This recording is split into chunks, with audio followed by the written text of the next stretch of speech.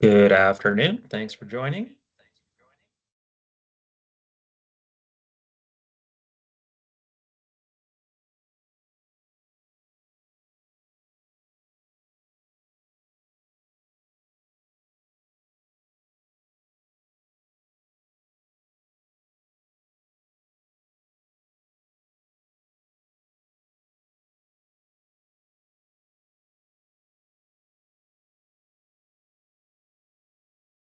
I would just like to confirm that you all can hear me. I know we had some issues last week. If you can hear me, just drop me something in the chat if you don't mind.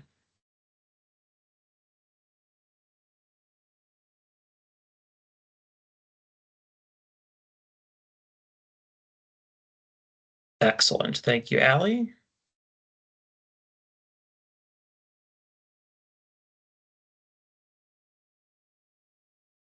and Rachel and Mike. Thank you.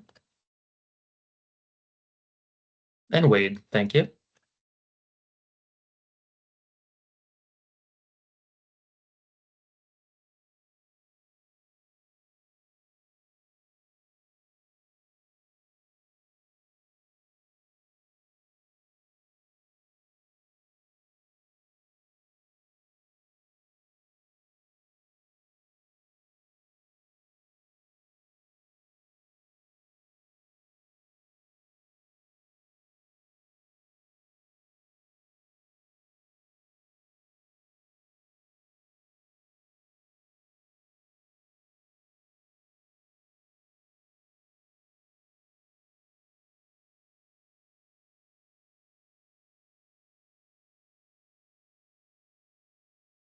Have a moment, just drop your name in the chat and just in a couple words, tell us what you do. It just kind of helps to understand who's on the call.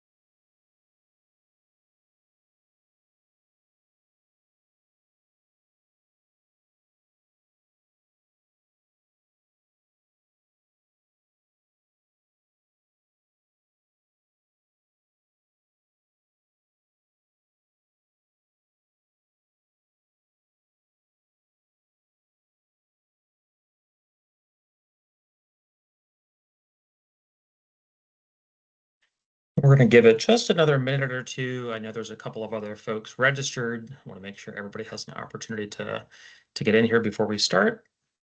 Looks like we've got some Medicare people on the call, some benefits consultants, a finance guy, Rachel in PR. So thanks for dropping those in.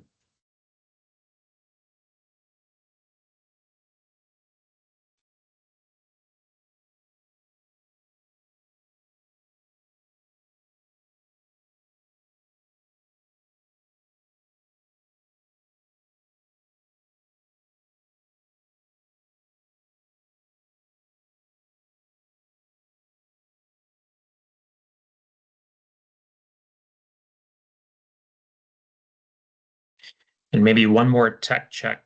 Can somebody just drop in the chat if you can only see the slides or if you see anything else?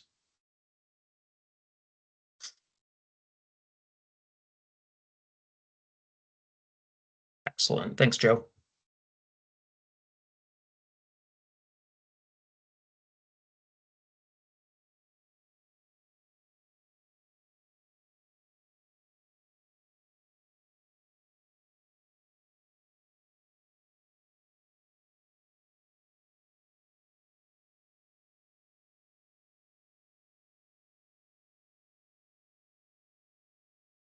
Phil, if you're not in the chat, you might want to get in there and check out a message from maybe an old college roommate of yours. I don't know. We'll see what connections are made here.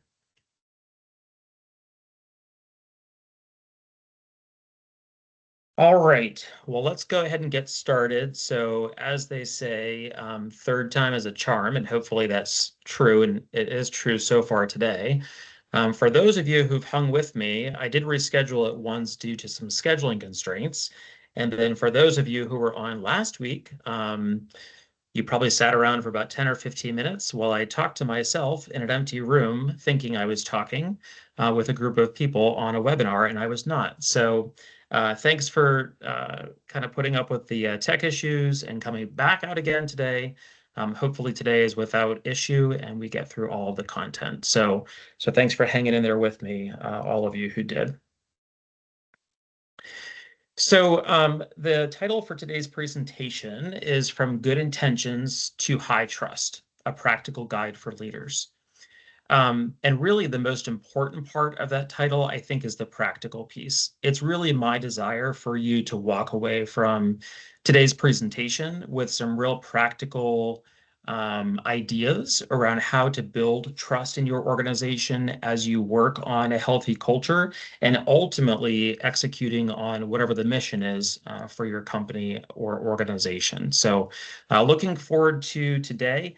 It will be mostly informational. There will be a few opportunities to interact in the chat.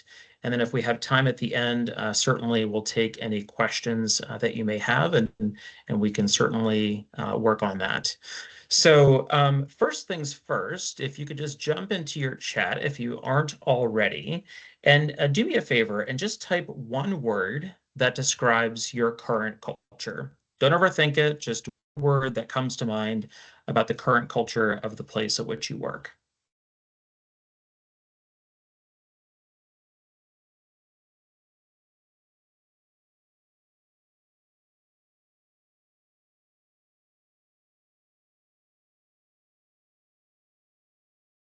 Yeah, I see we have some solopreneurs on the call. I can relate to that. We've got solo and independent, alone.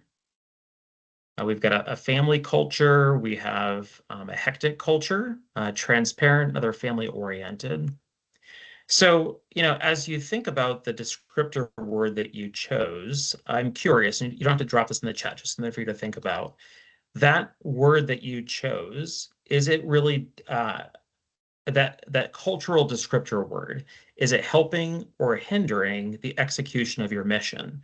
So if you've got a hectic culture, maybe that does align with your mission, or maybe it doesn't. You've got a transparent culture. Maybe that's great and it aligns well with where you're headed as an organization. Maybe it doesn't. So just kind of be thinking about whether or not it advances your mission or not.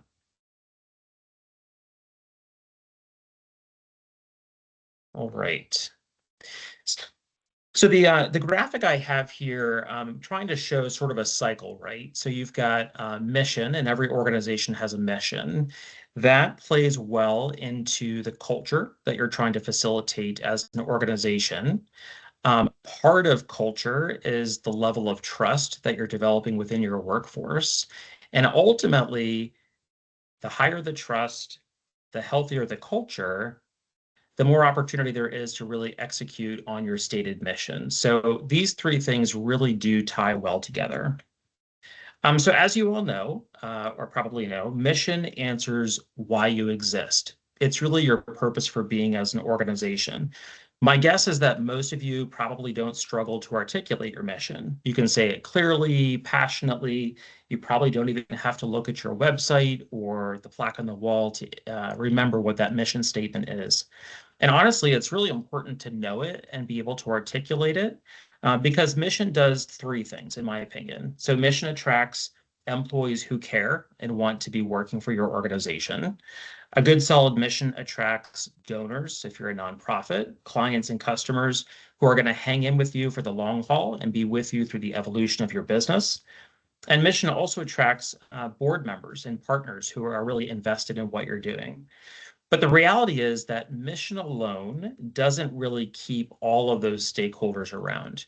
What actually keeps those stakeholders around is the culture. So when we think about culture, the way that I would describe it is that culture is what people experience, say, like at 10:30 on a Tuesday morning when something big goes wrong, or even something little goes wrong. So your culture, like what you've actually facilitated, and maybe you've done a great job with building it, maybe you haven't spent a lot of time on it, but regardless of how much time you've put into it, you've got a culture, and that culture shows up in things like How are decisions made when that thing goes wrong? How conflict is handled? Whether or not people feel safe asking questions about what happened at 10:30 on a Tuesday morning. And probably most importantly, the culture is going to indicate or be reflected in how leaders respond under that pressure. And we're going to talk a lot about in this presentation about how leaders basically define the culture. And I would go so far as to say they are the culture. So in small organizations, especially, culture isn't really abstract. It is that leader behavior. Everyone kind of feels it immediately. For those of us who work in small businesses, you know that it has immediate impacts. It also has impacts in larger organizations. It just might take a little bit longer for it to show and kind of trickle down to everybody. But culture certainly does matter. Even the strongest of missions can fail without that cultural alignment. And honestly, this is probably where I see the most heartbreak in my consulting practice, but also in prior work experiences. Organizations that have a really deep, well-articulated mission, they've got deeply committed leaders, but behind the scenes, maybe they have constant turnover and burnout and maybe quiet resentment towards the organization. So maybe just to kind of give you some more tangible examples of where the culture isn't really supporting the ability to continue the mission, maybe you've got a nonprofit with high staff churn, lots of turnover, despite the fact that all those people are doing really meaningful work. Or maybe you have a small business where the values are posted on, that nice framed wall hanging in the conference room. You've got the values posted, but the actual behaviors, the day in and day out leadership behaviors contradict those. Or maybe you're fortunate enough to still have the founder of the business involved in the business, which can be a wonderful thing. But maybe that founder cares so deeply about the mission itself that he or she tends to forget about the culture that needs to be developed to support that mission. And so then you've got unintentional fear or silence, those kinds of things. And at the end of the day, it doesn't mean that leaders don't care. It just really means that they have not spent intentional time to build that culture. So trust is really what bridges the gap between mission and action. It's really what helps bring your mission alive because your people are working in a healthy culture that motivates them to do the right things and sometimes the hard things when it comes to conflict in support of the mission. I mean, trust isn't really about being nice or kind of keeping things copacetic. To me, trust is really reflected in things like consistency, fairness, follow through, and psychological safety, which we'll talk about here momentarily. When trust is strong, people really bring their best thinking. When trust is weak, you really end up with a workforce that's either just compliant or silent, or maybe they're not bringing much of anything at all. There's a term in HR called presenteeism, which means you're physically there at work, but you're not really actively engaged. And trust plays a huge part in whether or not somebody is actively engaged at work. I love this quote. Trust grows in the space where effort meets effort. So for me, as a leader in your organization, this means that you have to put in that intentional effort as the employer to build the culture if you want your employees to also reciprocate and put in that same level of effort. It's really a two-way road. And the end result is hopefully mutual trust.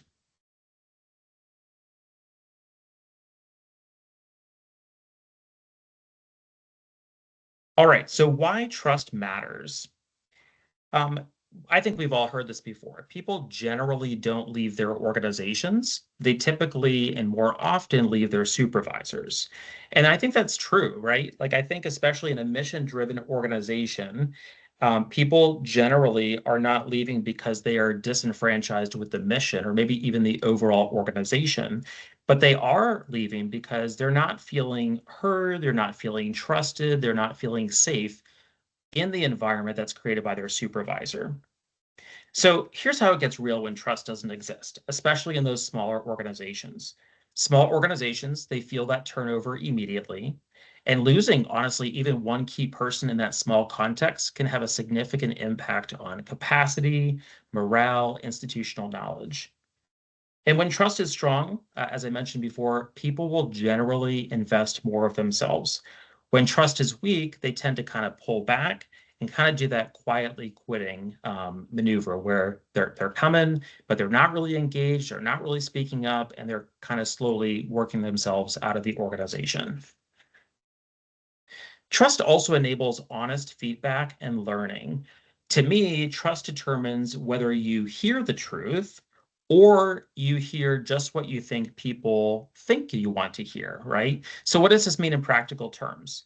In an organization that does not have trust or low trust, what ends up happening is people will hide their problems, right? They'll end up with, and we'll end up with kind of murky waters as to the true realities of what's happening in the organization. Mistakes repeat. And so when those mistakes continue to repeat, it really prevents the organization at large from being all in on executing the mission that you're so passionate about or should be passionate about. And then lastly, without trust, leaders can get blindsided because people aren't speaking up. And so leadership assumes all must be well. Okay. So, but with trust, issues tend to surface earlier because people feel comfortable speaking up. Learning happens faster because there's a lot more like open dialogue around what's going well, what's not, sharing of ideas, benchmarking, brainstorming, those kinds of things. And with trust, small problems tend to stay small. There's been many organizations I've worked with where I have been surprised at how something so small turns into something so big.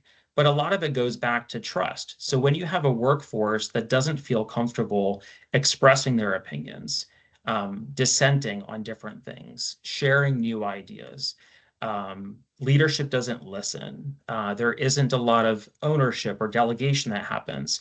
Those small problems, people need to talk to somebody, right? And so they're going to end up talking with their peers, others across the organization. And so that small issue around process or that small conflict or that small discontented item around a policy starts to spread like wildfire. So when you have an organization that is high on trust, you tend to have those small problems stay small because they get nipped in the bud pretty quickly. Trust strengthens accountability. I think sometimes this kind of surprises people. Trust doesn't replace accountability. It's not like we just say we trust everybody in every decision, go and do your thing, be completely autonomous. It's not that. But trust does enable accountability. In a low trust organization, you typically see things like micromanagers. You also see a lot of situations of avoidance where people are not willing to talk about the real issues at hand. But in high trust organizations, and we'll talk about this a little bit later, you're going to see a lot of clarity around who owns what are the structures, how do we communicate collaboratively. You're going to see those kinds of things in a high trust organization. And when trust is present, you can hold people accountable without it feeling punitive because it feels fair, it feels clear, it's focused on outcomes. And the reality is, I think it's no different than like with your kids. When you have a relationship with your kids and you understand how to be empathetic to their emotions and their development, they're much more willing to be responsive to you holding them accountable because you've got that relationship. It's no different in a workplace, right? The reality is that people accept accountability more easily from leaders with whom they have a relationship and whom they trust. And lastly, trust really builds resilience during change. No doubt, it doesn't matter who is on this call, your organization, I'm sure, is going through some level of change. Maybe it's around a funding difference or a funding shift or growth in the organization or some staffing changes, or maybe your organization is just trying to keep up with the world at large and the changes that we're experiencing economically and geopolitically and those kinds of things. So every organization here is experiencing change. But the presence of trust can really make a huge difference, in my opinion, for organizations that do it well. They're able to navigate change better. With trust, people tend to ask questions. They're going to give leaders the benefit of the doubt, and they're going to stay engaged during uncertain times. Without that trust, as I mentioned before, kind of rumors fill in those gaps, right? People are going to develop a narrative, and 99% of the time, that narrative is not going to be correct. Resistance increases, and just the overall kind of energy of the organization drains quickly. So trust is really what allows people to stay steady, even when you don't have all the answers.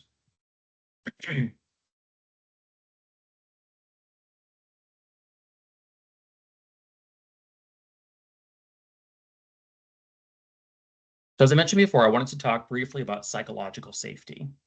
So jump back into the chat just for a minute here. Think quietly for 15, 20 seconds, and then just type a yes or no. Have you ever held back an idea at work? So yes or no. And if you're a yes, just offer a couple of brief thoughts on why you may be held back on that idea.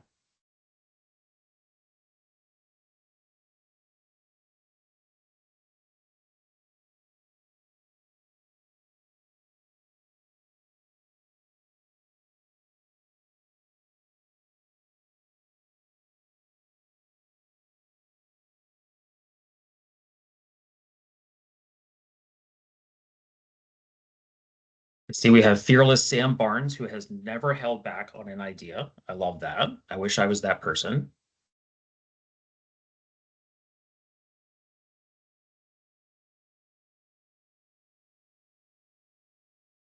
Wade, I think, is another brave soul.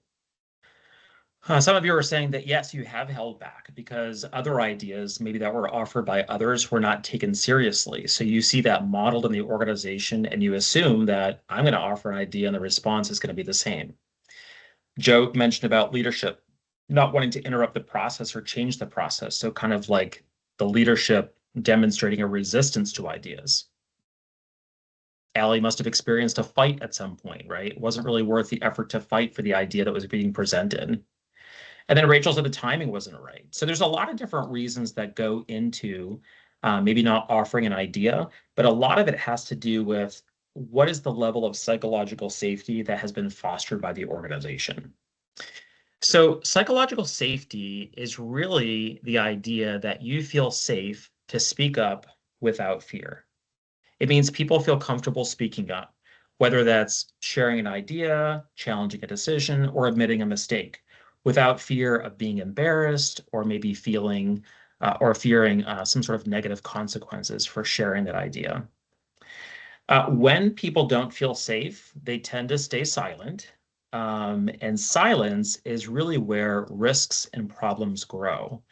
So if your employees are feeling like it's not worth my time to generate an idea, or if I offer an idea or express dissent about something or a concern about something, and it's going to result in some sort of negative blowback, like, what's the point, right? But ultimately, when you don't create that trusting environment in that healthy culture, your mission, which is your driving force for being, right? Your mission is what ultimately is going to suffer.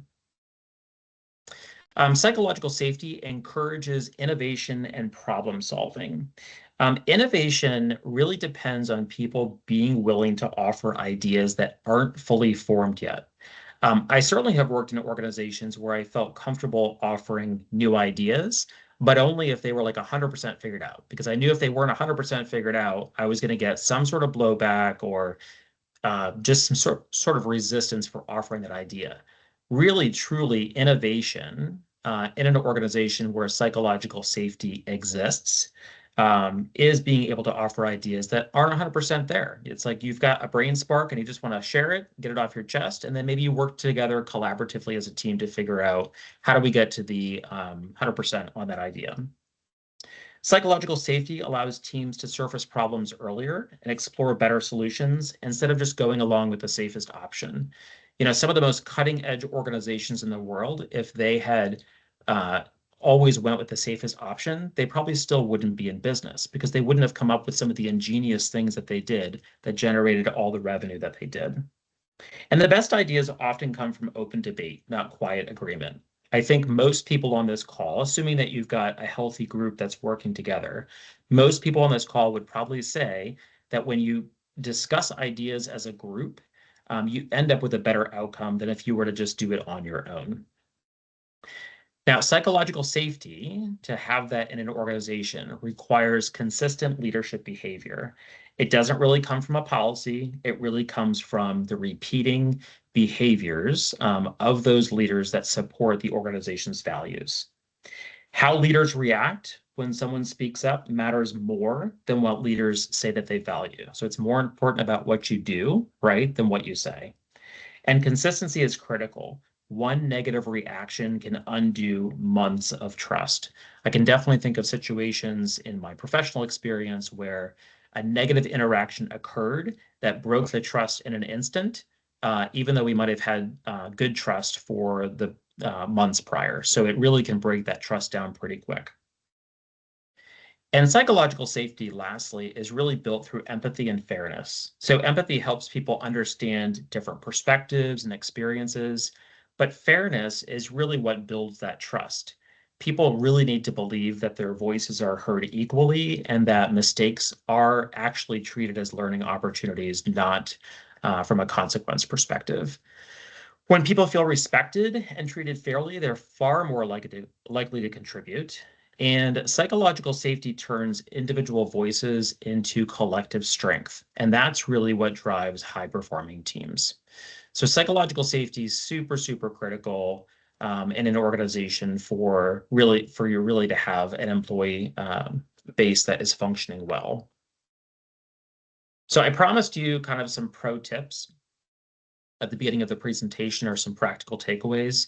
So as it relates to creating psychological safety, a couple thoughts here. So model fallibility first.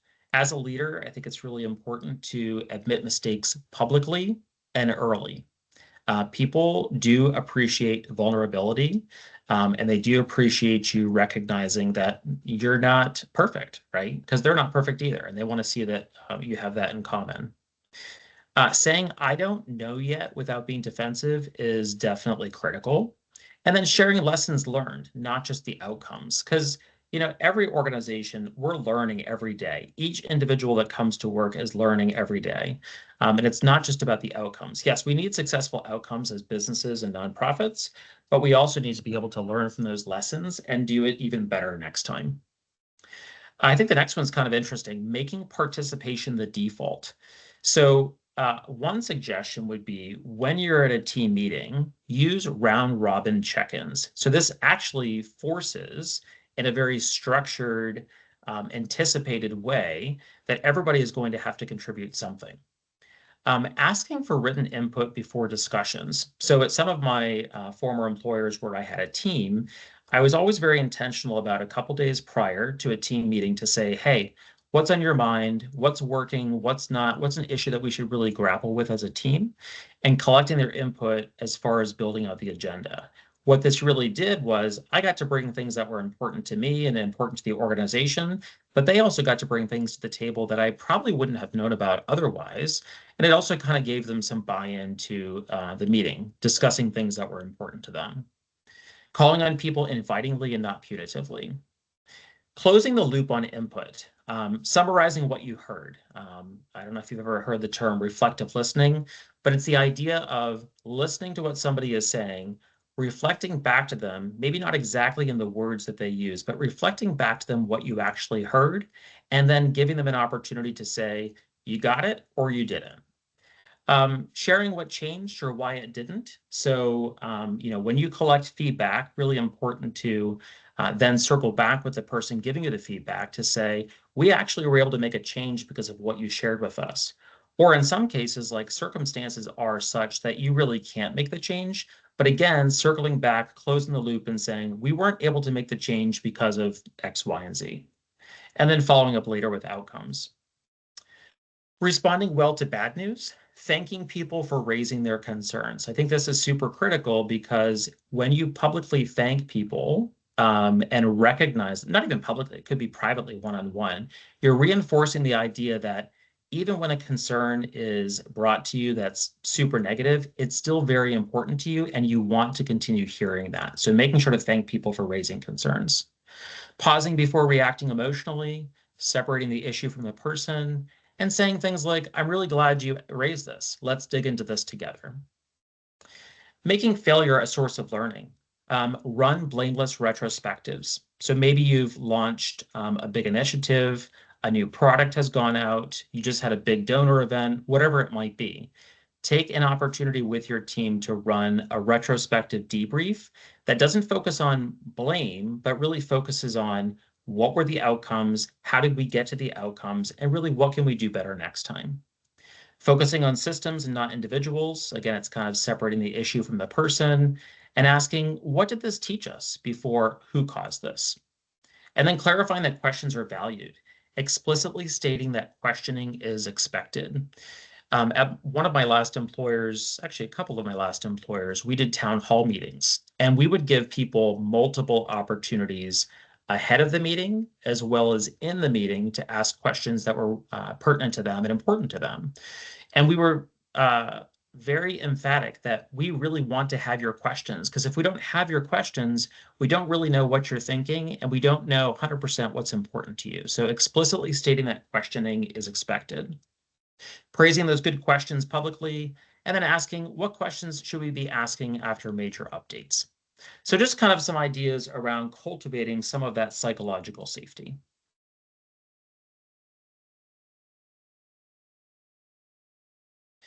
All right, next is encouraging open communication. So open communication starts with leaders. When leaders are transparent about the decisions that they're making, the challenges that they're having, the mistakes that have been made, it really gives others permission to do the same. When leaders are not being openly communicative about those things, by and large and guaranteed, your staff are not going to feel comfortable doing that. And if leaders only really share like polished outcomes, people learn to hide their problems instead of actually surfacing them. So some practical ideas around this. So creating structured feedback channels. Open communication doesn't really happen by chance. It needs structure. And the reality is people are so different, right? You have all kinds of personalities in your organization. So as a result of that, not everyone is comfortable speaking up in the same way or in the same setting. So just some kind of ideas around creating open communication in different settings. Highly recommend regular one-on-one check-ins with your employees, which really gives them space, which gives you space to provide feedback to them, but maybe even more importantly, giving them space to give you upward feedback about you. We talked about some of those scheduled team retrospectives or debriefs, anonymous surveys or digital suggestion tools. And then I really like this one. So standing agenda items that ask questions like, what should we do differently? Or how can I serve you better? And I think those questions are relevant for a team setting, but are also great for just that one-on-one. I think there's nothing more powerful than sitting with your direct report in a one-on-one and saying, what can I do to serve you better? Listening without defensiveness. I think we all know this. The fastest way to shut down communication is to get defensive. Listen, it's natural. I think it's human nature to get defensive when you feel attacked or constructive criticism is being given to you. But that's really the fastest way to shut down communication. And when leaders listen to respond instead of listening to understand, people stop sharing. It's most important for you to be not, I think we've all been in that situation where you're talking with somebody and you can see like they're just trying to get the word in edgewise to be able to combat what you're saying or defend themselves in that conversation. What's better is when you're talking with somebody and you know that they're really listening to what you're saying, taking it all in, kind of pausing before they respond, doing that reflective listening and kind of recounting for you what they heard and validating if they got it correct or not. So some practical examples: pause before responding, reflect back what you heard, thank the person for speaking up, even when that feedback is hard. It's hard to get constructive feedback, but it's so important for your own development and probably even more important for your ongoing relationship with that person. And then responding with clarity and follow through. Listening isn't enough. Follow through is really what builds that trust. The listening component is super huge, right? But if you don't really follow through on the feedback that's given to you, I guarantee that trust will be broken down. And when feedback disappears into a black hole, people stop offering it. At my last organization, one of the things they did exceptionally well was surveying employees. And that in and of itself, just doing a survey with hundreds and a couple thousand employees, that's a heavy lift. The heavier lift, though, is really aggregating the data once the survey responses come back, looking at the open-ended comments, looking at all the numerical ratings, and identifying where are we doing great, where are we not doing great, what are some of the kind of common themes that we're seeing in those open-ended comments, and then doing something with it. We were very intentional about aggregating all of that information and then going back to our employees and saying, here's what we saw, here's what we're hearing in the survey, tell us if we got it right, and then help us work towards some solutions to address some of the gaps that we're experiencing. So really just, making sure that when you're collecting feedback, that you're taking that time to actually do something with it. Practical examples around that, clearly stating what will happen next. If a suggestion can't be acted on, explain why. I mean, not every suggestion is a good and feasible suggestion, but if you can't do it, explain why. And then circling back with updates.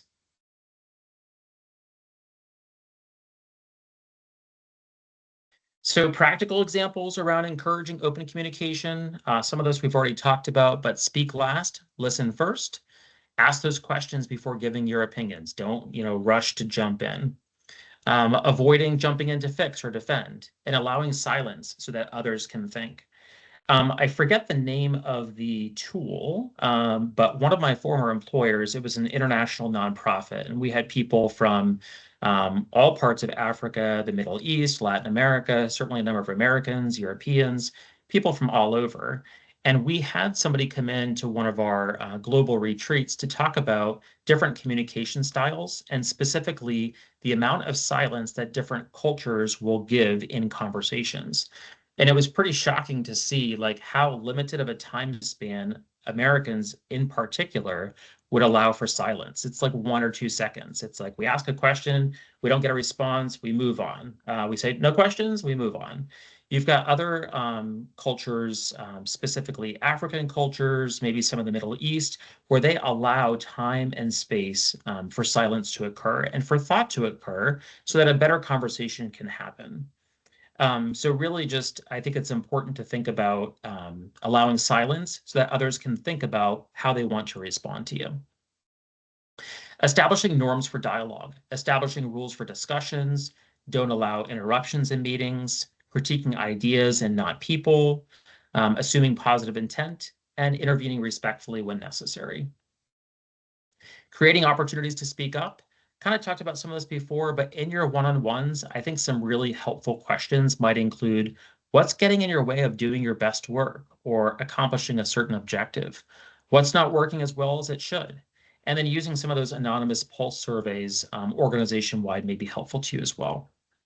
And then encouraging dissenting views. Invite those opposing perspectives. You can play devil's advocate, but also encourage your employees to also play devil's advocate. And then protecting dissenters from backlash.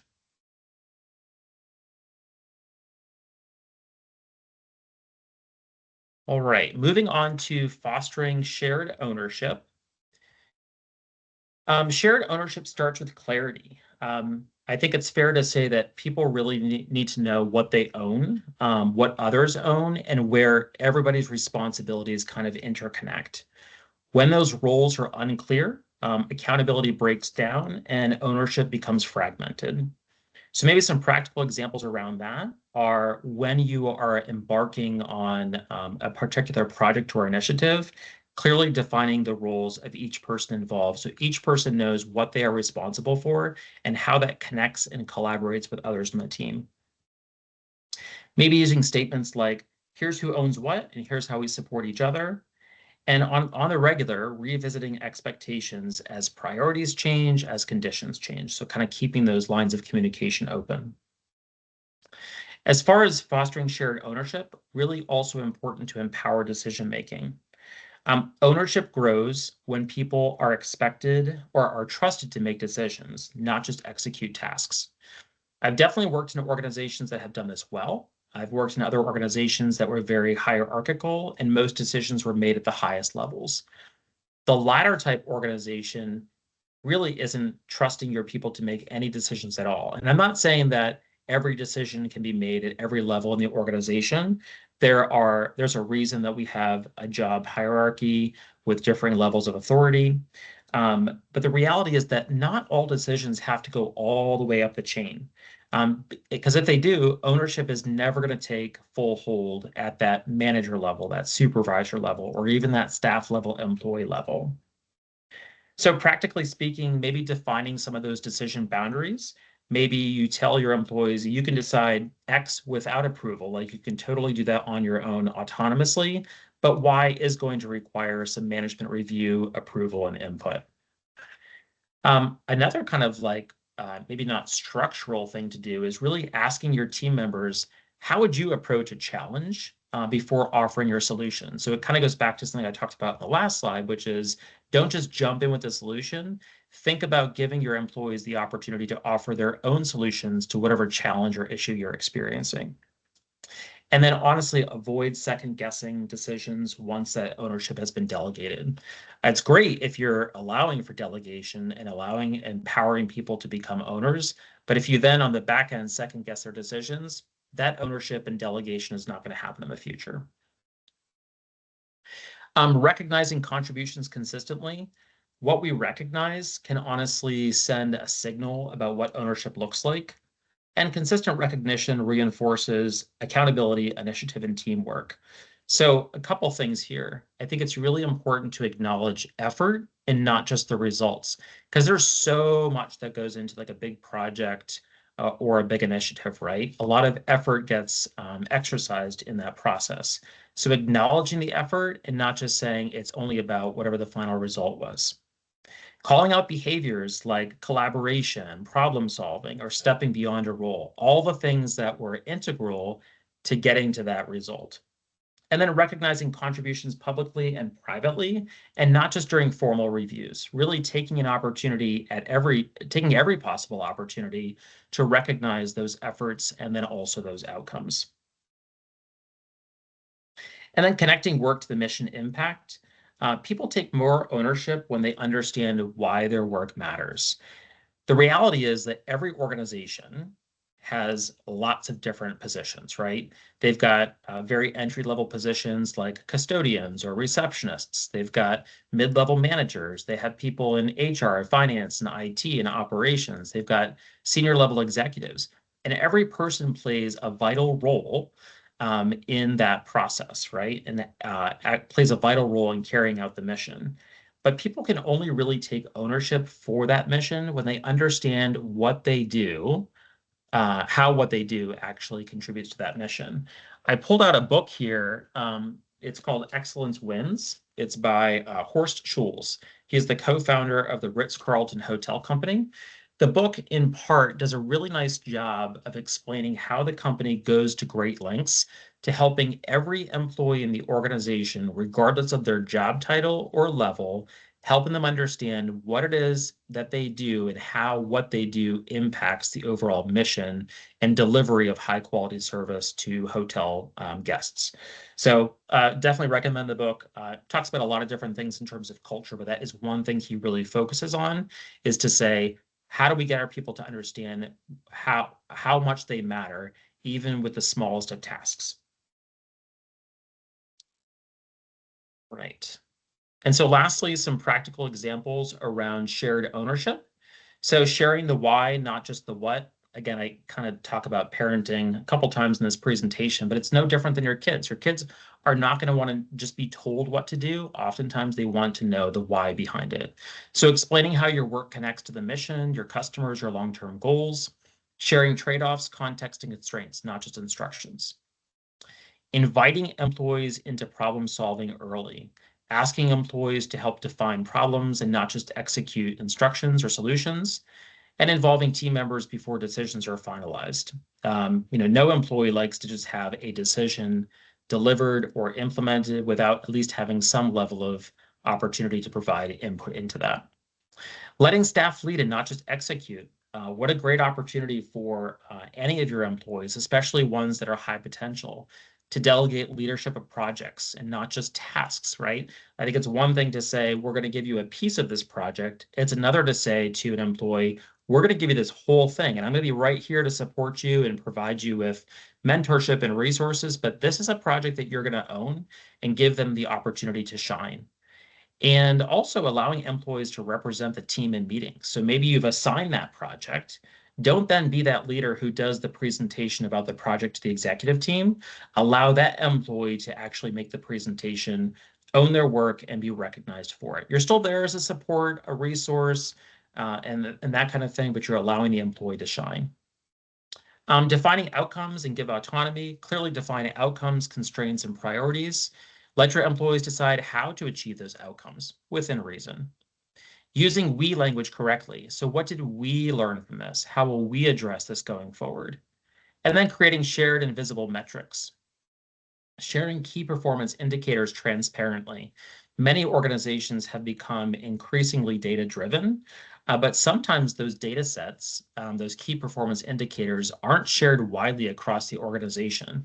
Maybe it's only at the executive team level, or maybe just for the leadership team. The reality is, like, those metrics can mean something at all levels in the organization, and there are meaningful ways in which all employees can impact how those metrics change to the positive over time. Making progress visible to the team, and then teams review results together, not just the leaders. So again, kind of just making sure that those metrics are made available to all, and that all employees can kind of engage with them.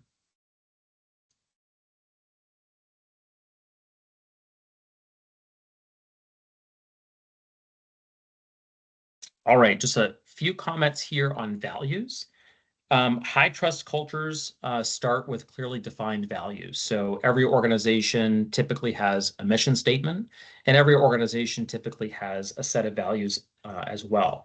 The reality is that people need to know what the organization stands for, but those values have to be visible and reinforced, not just written on the conference room wall or on a slide in new hire orientation. When values really are clear to employees in the organization, they guide decisions even when leadership is not in the room.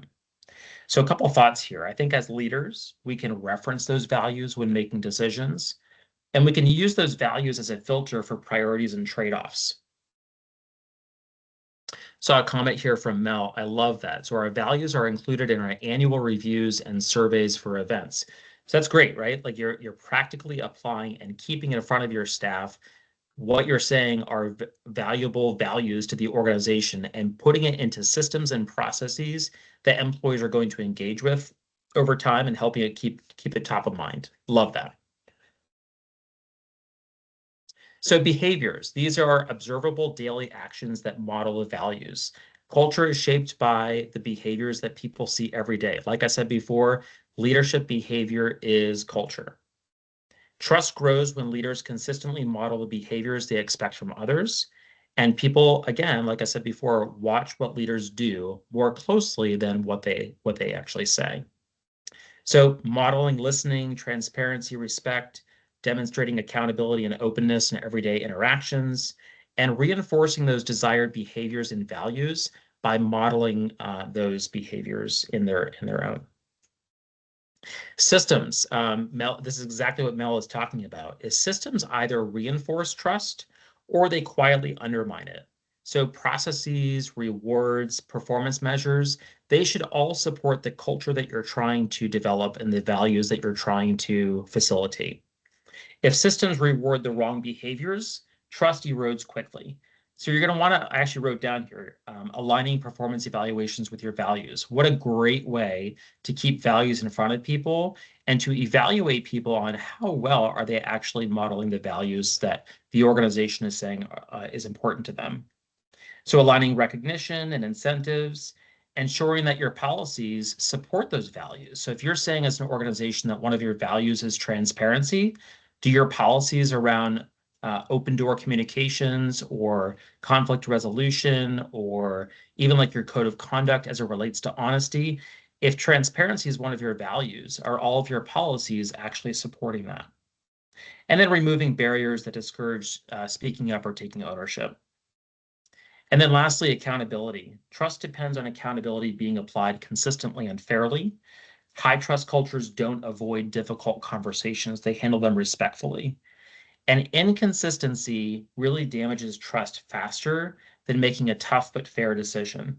So the bottom line here is when you have values that you say are important to you as an organization, you want to make sure that you are holding everybody, including leadership, to the same standards, that you're addressing those issues early and constructively, and you're focusing on accountability, learning and improvement, not focusing on blame.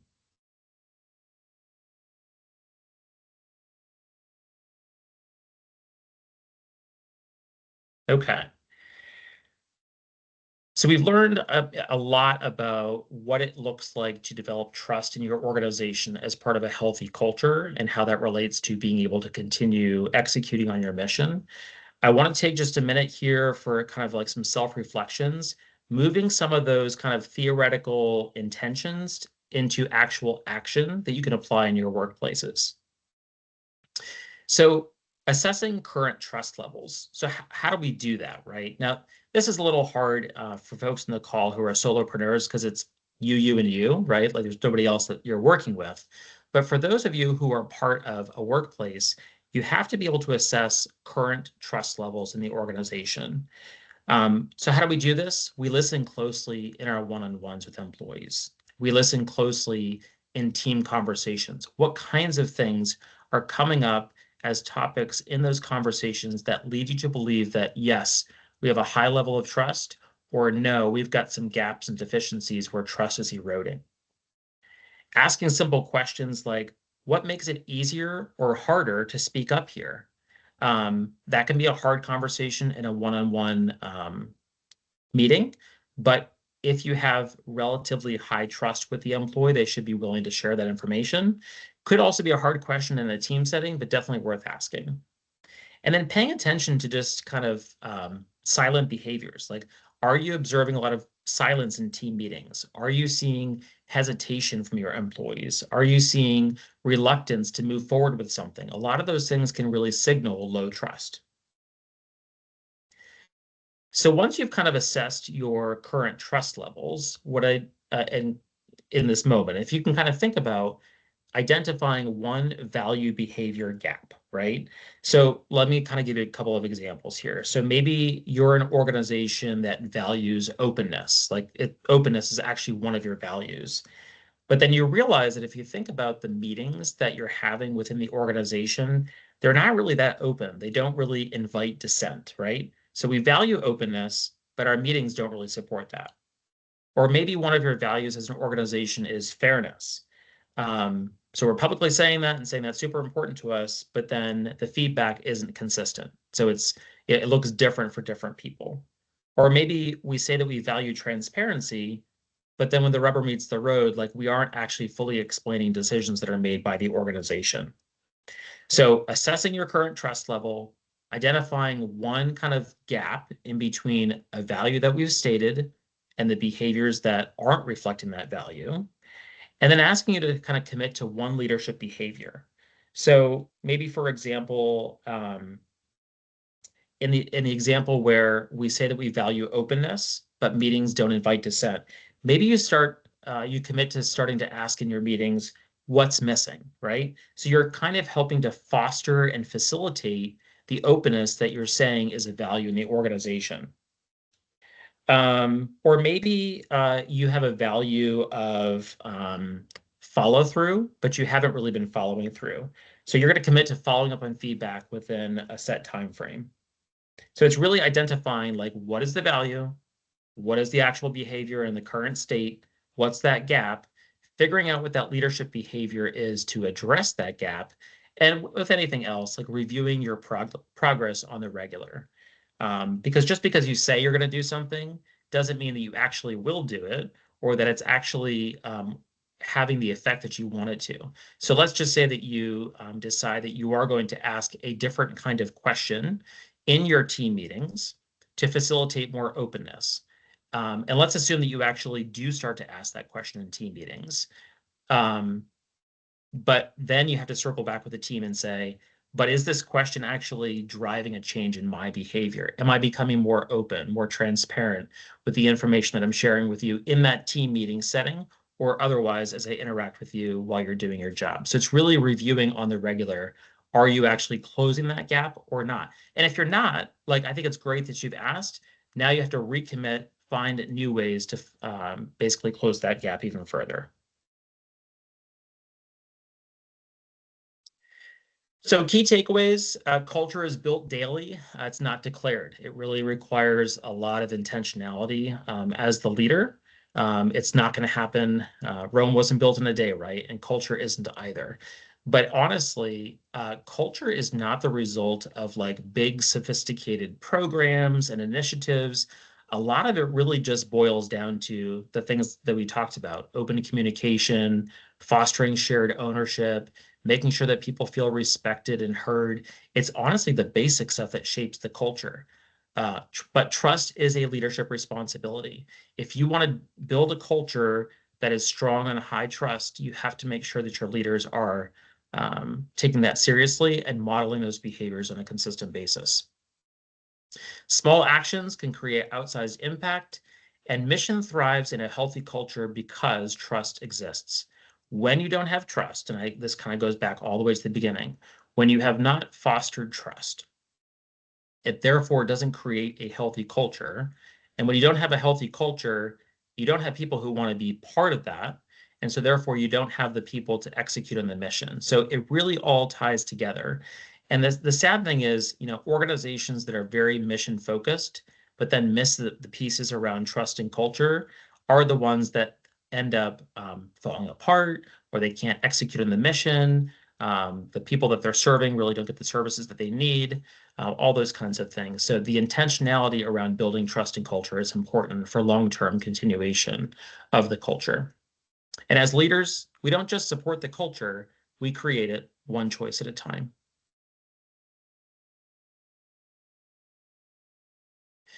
Um, so if I could be helpful to any of you in any way on this topic, or really anything in the HR space, I run a firm called Rooted HR. You're welcome to scan the QR code to access my website. Even if you just want to pick my brain on anything related to HR, you're running into a certain situation, or you've got something going on where you're just like, I'm not really sure what to do, happy to engage you in that conversation. Rooted HR is primarily focused on providing services to small businesses and nonprofits in the culture and compliance spaces, and we're happy to help, wherever may be needed. So, wanted to thank everybody for joining today. We are finishing a little bit earlier than expected, so I'm happy to entertain any questions that anybody might have. So I'll give it a second here. Yes, the recording will be shared. So that will be definitely shared. I'll put an email together with a recording as well as a bit of a survey for you all to complete following this presentation.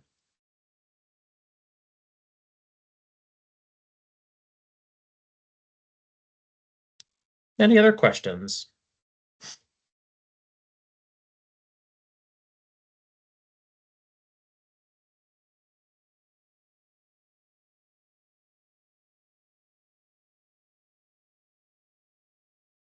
I know I said earlier in the presentation that us Americans don't give a lot of time and space for silence, so I'm trying to model that for you.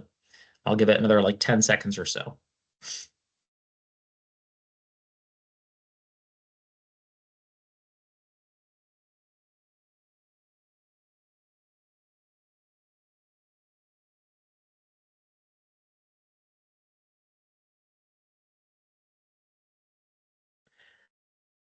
All right. Well, thanks so much. I appreciate everybody coming out today. Some of you for the third time. Third time has been the charm. So again, thanks so much for coming out, and appreciate all of you, and have a great afternoon.